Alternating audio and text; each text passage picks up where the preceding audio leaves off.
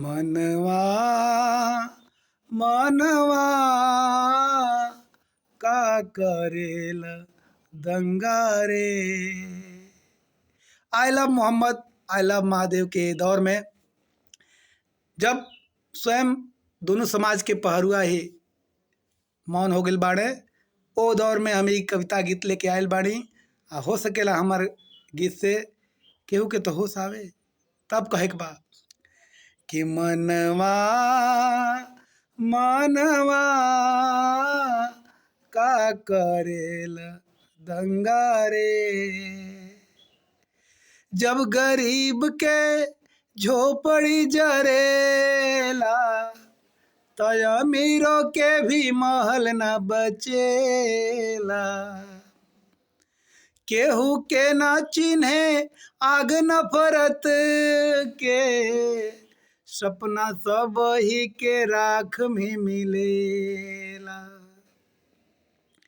का मिलल घर जरौला से, का पौला खून बहौला से।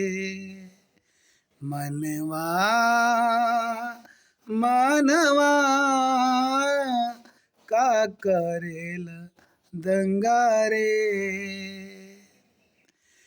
मजदूर के रोटी छिन जाला, साहूकारों के भी पूंजी बही जाला। मंदिर मस्जिद दोनों रोवे लागे, इंसानियत के मुंह झुरा जाला। तका पौला घर जरौला में, का मिलल आग लगौला में। मनवा मनवा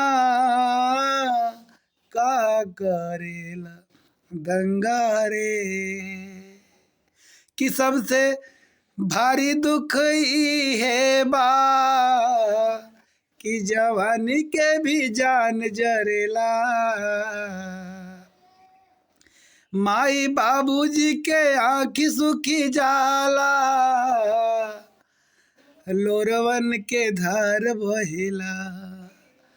तका मिलल बेटा गवैला में, का पौला लहू बहौला में। मनवा मनवा का करेल दंगा रे।